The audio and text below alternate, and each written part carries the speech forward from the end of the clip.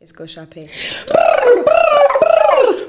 Hi everyone, my name is Ruth Dube and you are watching The Influence. This is a podcast brought to you by Ikasi Creative. We have been gone for a little bit and I apologize for that technical difficulty, but we are back full throttle in the studio and today we are joined by the amazing Olwethu Ntanjana-Mapisa, theater maker, director, writer extraordinaire.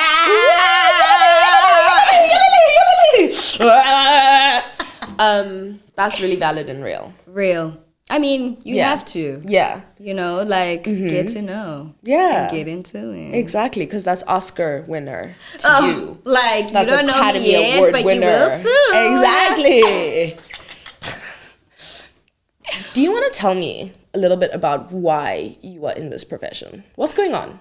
Well, I guess one reason would be that I have a really, really vivid imagination and it would be nice if other people got to see it. You know what I mean? Yeah, like I like creating things. I like make-believe. Yes. Yeah, I love to play pretend. Well, let's not pretend if you think about it, like you're telling It's people real. stories. But like, I like to bring those things to life, you know what I mean? Like, it's Yeah. super interesting. It's super interesting to go through the process of like, just like going through those small things and like building a human being. It's like playing Sims, but like real life. Yes. Yeah. I love that. Based on that vivid imagination of yours that you just mentioned, I'm going to take us into a little rapid fire. Got it. And when I say something, I'm going to say what comes to mind when I say, and you're just going to go off. Give me creativity. Give me starseed. Okay? Lock in. You locked in? I'm locked in. What comes to mind when I say movie? We'll start really simple. The real. Like, you know the emoji? Literally just like the old film. Okay, fair enough. Yeah, but then also the movie Gone Girl. Like, when Why Gone Girl? I just feel like although it's like sick and twisted. Yeah, like controversial. Like, but then it's also kind of like empowering a little bit, but not in the way that it should be. Like, we should not aspire to, you know, emulate the things that happen in the movie. Yes. It's just what I'm thinking about at the moment, and the reason why it resonated with me was because it was like, you know what, hell yeah. Yeah. Not really, but like, hell yeah. But like, I get you. Can I say that it's something on like, it has something to be said about women going psychotic on screen is kind of cathartic for me, because it's just like you said, like, I want to do that. Like, I'm so glad she got to do that because I would love to go berserk. I would love to, but the thing is, I would try it as an adult. Yeah. Right, as an adult. So yeah, that's real. Like, we can't crash out. We don't have that luxury. You can't. Yeah. But yeah. Yo. But that's why we have movies like that. So yeah, and I think also I meditate a lot on the idea of female rage. Yes. And what it would look like on screen. And I think it's small things like that. Like, rage doesn't always have to be a rampage. It looks like, oh, wait a minute. Wait. Yeah. Yeah. Do you have any pieces that you've written on female rage that you want to like explore? And what medium do you want to do that in? Because you have a theater background. So right now, are you like, when I tell this story, are you going theater or are you going film? I think at the moment, because I've seen a little bit of what's happening in theater, I want to explore that much more in film. I think also, actually, this makes me think, there was a point in time where I had written something for development and I had sent it in for feedback. And the person who was giving me the feedback, they said that I need to take into consideration that the way the script has been laid out, it does not read as theater yet. It reads like film, the way things jump around. Yeah. And I think it made me think about how I make sense of scenes and what my writing looks like in my head is that I make sense of what I'm writing in pictures. So sometimes it doesn't always translate the way that it should on stage because I see it like as a reality and not something that is being staged. So I think it would be nice to explore film because then I can make it happen that way. we can create a movie. Yeah, you can literally. Yeah, but to answer the next question, female rage. My last show, called How to Train Your Thoughts. I touched on female rage just a little bit, but I also left things open to interpretation. And hopefully, should I stage it again, everyone else is going to get to see what that looked like. Do you want to tell me a little bit about what the play is about? Like, so, I mean, since we're here. Yeah. So the play, it deals with assimilation. It deals with racial assimilation, but we go through it from a very cerebral point of view. So we get to see what's happening in the main character's head, how she deals with things, and how she compartmentalizes certain things to have to carry on going in real life, which also speaks to why I named it How to Train Your Thoughts, because she has to deal with all of this cognitive dissonance. Yeah. Whereas she knows something is wrong. She knows this should not be taking place. But she also needs to keep her head down in order for her to make it out on the other side. So she has to train herself. She has to train her thoughts to just toe the line a little bit. And, the play just speaks of, like, it just gives you a little bit of, it gives you some insight on what one particular Black woman might be going through when she has to navigate these spaces and is the idea or the stories of Black women, is that like a central theme in all the work that you do? Absolutely. Yeah. I think there is a lot of work out there that represents Black people, people of color. Correctly? But I don't know if they do it correctly. I think there's a lot of homogenization going on here and there. And I think, okay, cool. Now there are stories out there about people of color, but I think it's also important to have different types of those stories so that it's also clear that we don't move the same way, we don't behave the same way, and let's work towards breaking down the stereotypes that much more.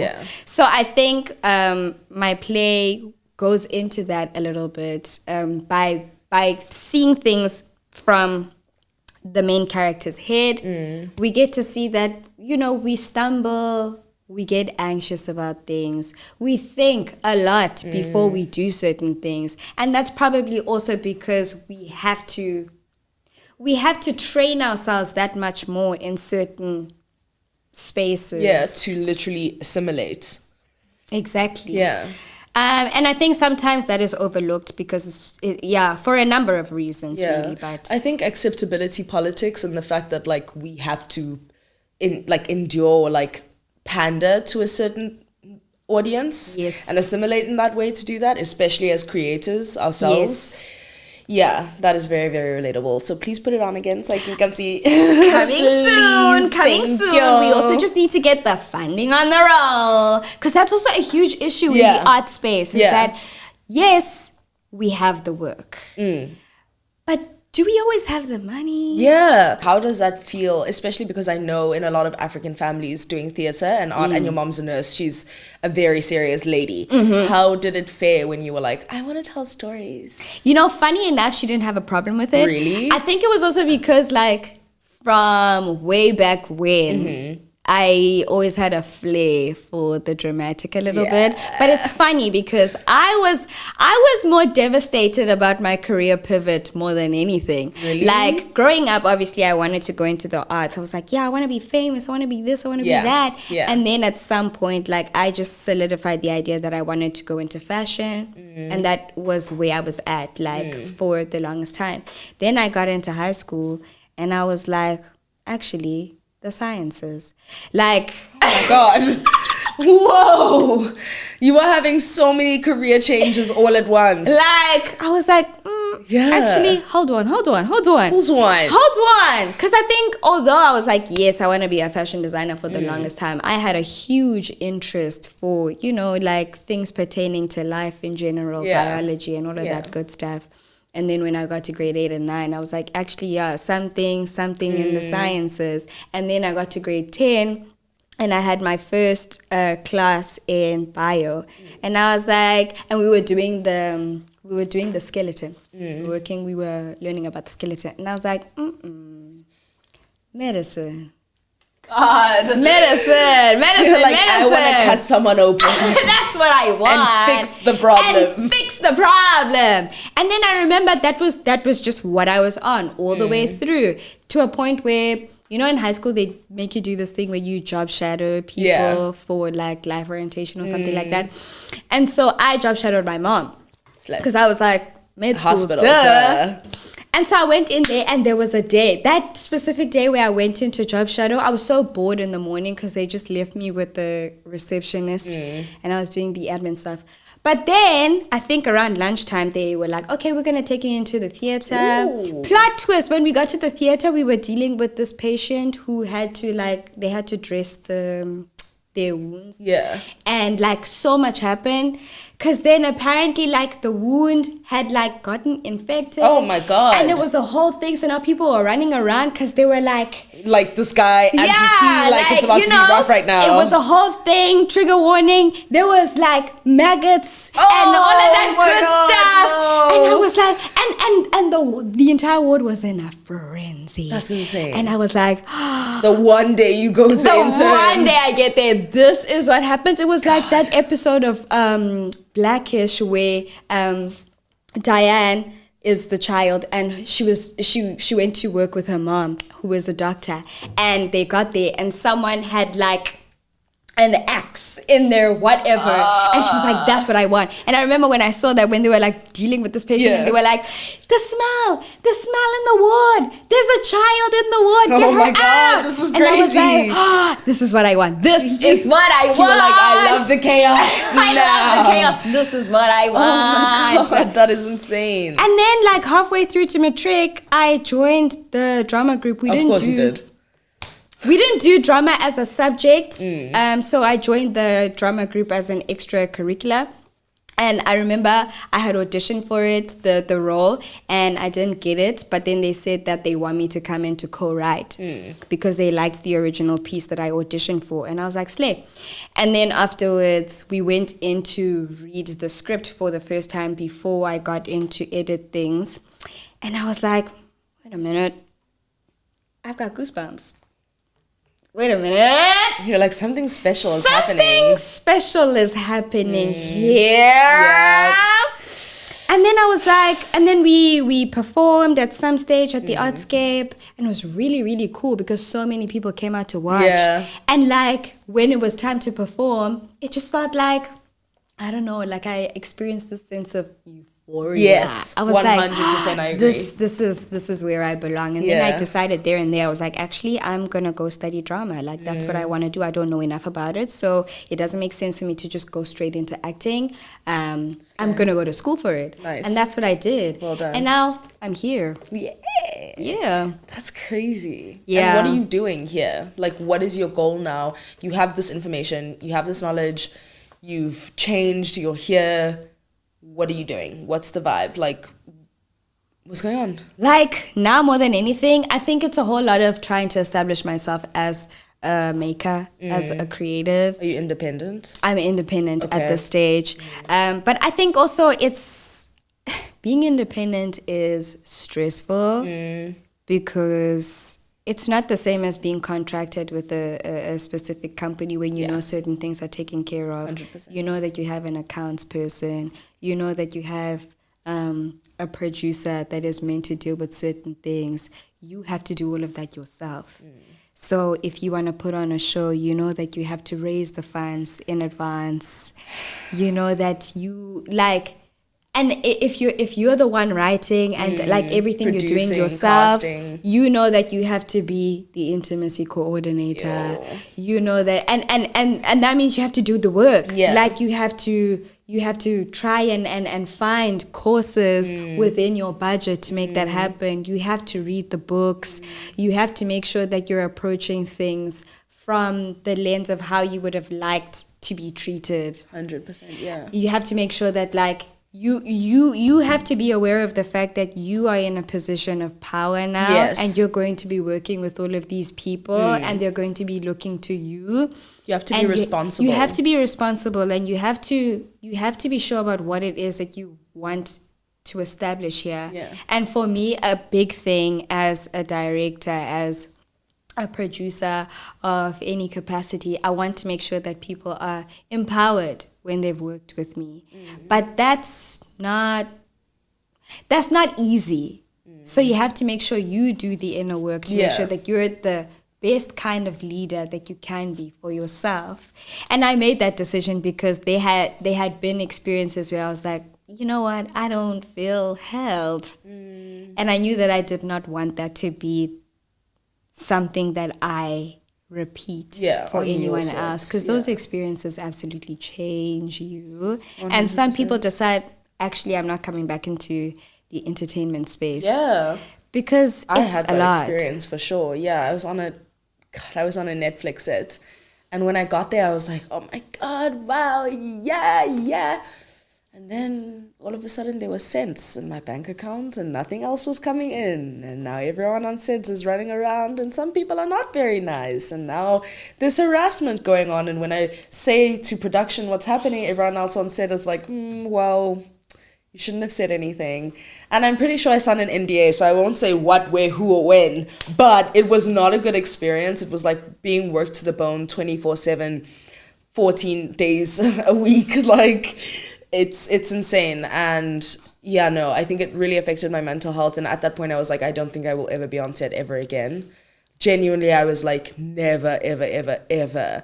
Thank God I'm not, because I was like, you know what, I actually do want to do this, but I want to do it independently. Like, if I am going to make a film again, I want it to be a set where we all know each other, we're all depending, like, we're a team, we're a family. Like, yeah, that's what I hope to do with the film I'm doing going forward. And yeah. And I feel like there's this culture of wanting to work people until they turn into dust is so bad, and I don't know where they get it from. And it's like this thing that they praise in the film industry where they're like, well, to start out, you have to be worked to the bone, you have to get paid nothing, you have to say yes to, grunt work, and it's like, but why do I have to say yes to literally being abused just so that I can live out a dream of like telling stories? And then on top of that, there's no HR. Yo, like there's and no sense of I don't get it, because for an industry that carries this corporate attitude towards things, I feel like there should be an HR department just to regulate things. And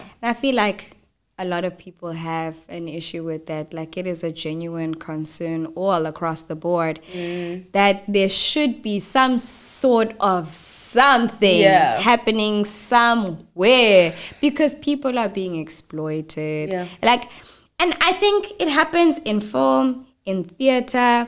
I remember one instance, someone said that they were struggling with keeping up with the hours. So for context, sometimes during my time at drama school, you would come in 9 a.m., get busy with your classes, and then afterwards you would have to rehearse after classes. So that means sometimes we would leave 10 p.m. at night. And which is crazy if you consider that you probably left home at 8 to make sure you're at your lecture at 9, only for you to leave at 10, only for you to get home at like 11 p.m. You have to eat, shower, study. Exactly. Then there's these essays that you have to do as well. Like, you're not getting enough sleep, but for some reason you also need to be able to produce things creatively. And anyway, I say that all to say, God, like, I say that all to say, there was someone who we heard about, and she said that, like, I'm struggling. I can't keep up with the hours. And the stage manager was like, if you want better hours, then go to med school. I beg your pardon? At your earliest convenience. Can we talk about this as soon as possible? As soon as possible. Are you kidding me? Med school? Better.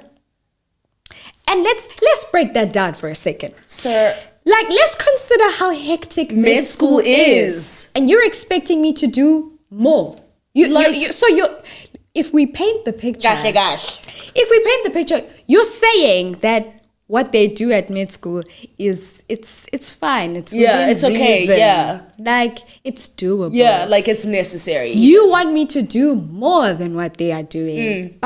By saying that if I want better hours, I need to go to mid school, you're implying that I'm relaxed and I should be doing more. Yeah. But mid school is crazy. Yeah, so they're like, that back-breaking work, sure, fine. But you need to do that need to- here. I don't care if you're not saving lives. I don't care if you're not going into surgery. Like, hello? What world are we living in? It's almost to say that what they do, surgery, is not exceptional. Yeah, they're so like, you need to get on that. You need to top that. How? How? Who's having that conversation? Who's talking about that? And I can't do that because I'm also trying to look for a job. Oh, forget it. We do live in Cape Town. So Like- I was trying to look for a job and accommodation. Forget about telling them that you have other things going on. So, what if I wanted to just advance my life though? What if I also wanted to like see my friends? What about that? Or like go to dinner? What about that? Have a nice nap with my friend. Kiss my girlfriend, maybe. Be Go to a the human movies. being. Yeah. Just Breathe. Live. I think this obsession with, and I think it's like capitalism has weaved its way into art so badly to the point that everything art is like, we need to monetize it or we need to work on it to make it monetizable. Like there's no extent that it won't reach. We've stopped creating for the sake of creating. I think, and that's the thing with like the spaces, everyone's like, I want to get to somewhere, but is that somewhere just fame? Like, when did art stop being something we did as like a community, for the community? Yes, like for catharsis. Yeah. For maintaining a sense of culture, because like it's a cultural thing. Like it's documentation. Yeah. You know, it's supposed to be something that you can use to say, oh yeah, we were here.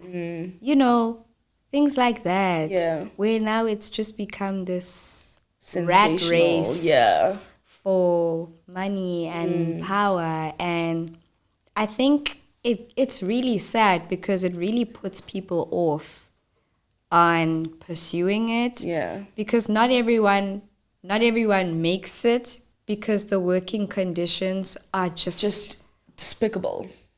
they're hectic. And then Yeah. on top of that, I feel like people don't like to disclose the fact that yes, we want you to work hard, but also we're cliquey. So we're not always going to choose you because you work hard. Yeah. We're going to choose who we know because we're comfortable with Exactly. them. And we like them. The people in power, they look out for their own. Exactly. Like they do the work to, talk about, oh, this is happening. So maybe we should reach out to this person about it. But then what happens with people who don't have that power is that because they had to kick and scream and fight to be in that position, they want to gatekeep whatever they have going on because they had to fight tooth and nail to get there. So what makes you think that things should be easy for you? Yeah. And I think it might be important for us to start with that culture, like to try and break that down. That just because things were difficult for one person doesn't mean that has to be the case for everyone. Because even when things were difficult for you, I'm sure you wish that things could have gone differently.